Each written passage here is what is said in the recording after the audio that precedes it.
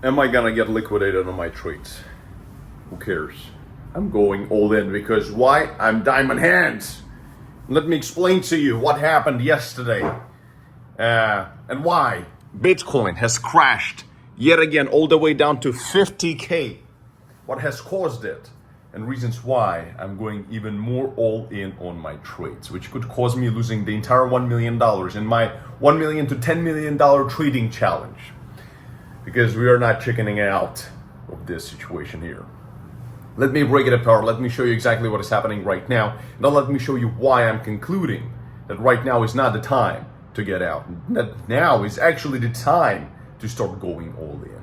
Because this is what we were expecting. This is what we were waiting for. I mean, we did not expect the war to happen because this is something very unpredictable, but this is what we were hoping for, a nice big correction. The last shakeout of the hamsters and the weak hands to actually go all in, to make some serious dough.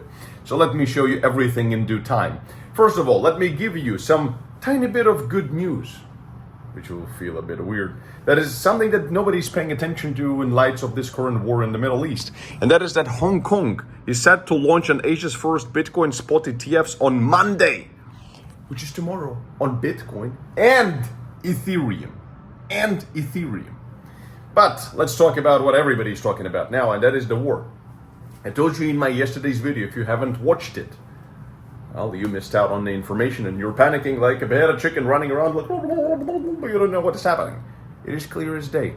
Iran has openly attacked Israel in retaliation for the assassinations in Damascus done by Israel of some generals of Iran, whatever. So therefore, even according to United Nations laws, Iran, theoretically, they're claiming they have the right to do so in self-defense.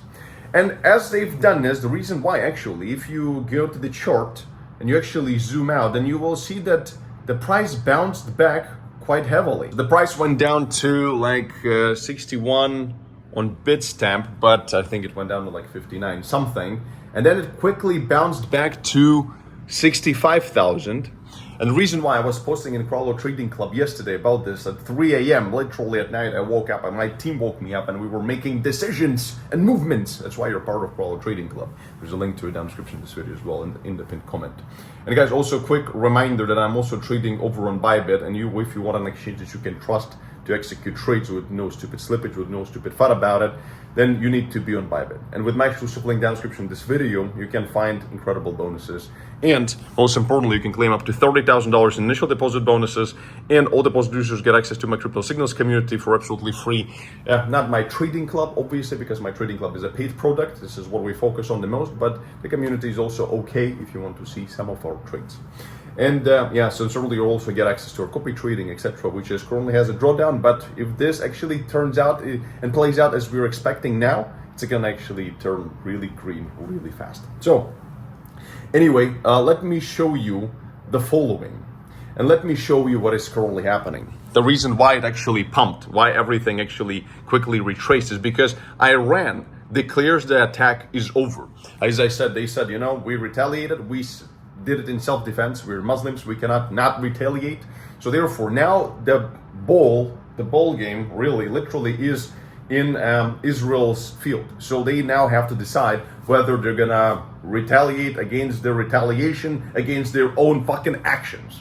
So that's the big question here. And to make matters more interesting, Biden, he was saying that, we're gonna protect you, we're gonna defend Israel, and now what did he say? He said Biden made clear to Netanyahu that the U.S. will not participate in any offensive operations against Iran. So the U.S. is like, no, thank you. Because even yesterday, Israel spent $500 million on simply only defending itself from the attack from Iran of like 300 missiles, most of which were steered off. So therefore, it's very expensive, and the US cannot really afford this unless they start printing money, and then that's going to end up being very good for what? Exactly. The markets. So that being said, unless Israel retaliates, so now you have to be watching Israel. What are they going to do? Unless they retaliate, and this really escalates again, then we could see some kind of a correction even more. But then the market at some point will stop responding to these news. And we were saying that the market, the Bitcoin and Ethereum, they're being bought up real fast at these levels. So therefore, could we go a bit lower? Still yes, but it's gonna depend on Israel. If Israel does nothing and this ends right here, which is possible, then this is gonna be it. So therefore, I'm scaling my trades. I'm gonna tell you about this in just a second before I show you this one particular last thing, and that's this.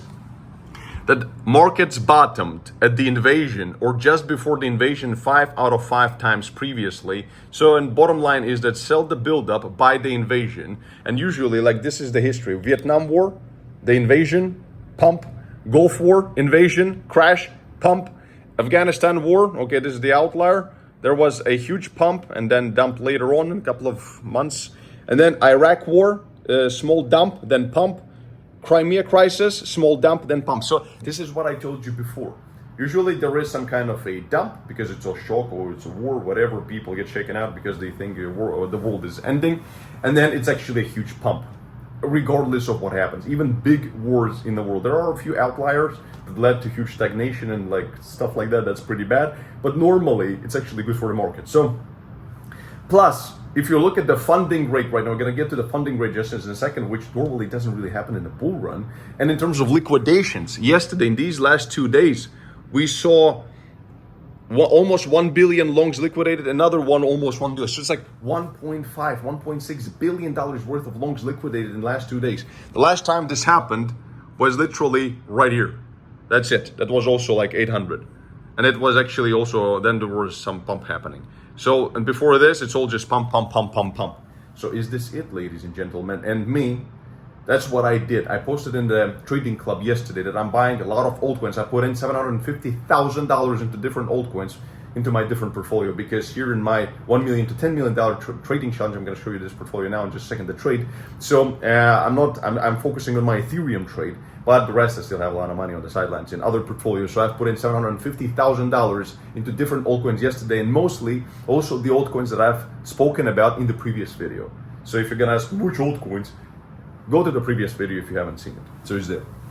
That is number one. I deployed 750,000 yesterday because when everybody's scared, my team is also scared. And when we know when we are scared, this is the time to buy. Because if it's not the bottom, it's somewhere in the vicinity of possibly of the bottom, unless again, if we have continuous escalations and unpredictable. But we have to act on what we have. And what we have is, in terms of my Ethereum trade, as you might remember, my $1 million Ethereum trade, this is for this whole challenge that I'm building. So it used to be a $1 million trade. And now, when we had this crash happening on ETH, I actually added to it right here at 3,000. And then actually I added to it 3 times here and also here right at the bottom. So if we go to maybe a 1 minute chart, it's gonna actually separate those entries. And this is it, this is the power. This is how you stay strong. This is how you win in this game. When actually everybody's scared shitless, you're deploying capital into the market. When there is blood on the streets. Thomas Kralow style, motherfucker. So anyway, here, I bought here, and I also bought right at the bottom at 2,800. So this puts my entire trade right now at 1.5 million. Average entry price of 3,300, and the current situation is like minus 95K, but I don't care. It can go to minus 500,000 if it needs be. And that's why I told you that I don't care about short term here. I want to build a huge trade that is going to be just historic. And I still have 3 orders left on it, 3. So these orders are right here, 2,700, 2,600, and 2,500. So this is absolutely perfect, but look at this quick bounce.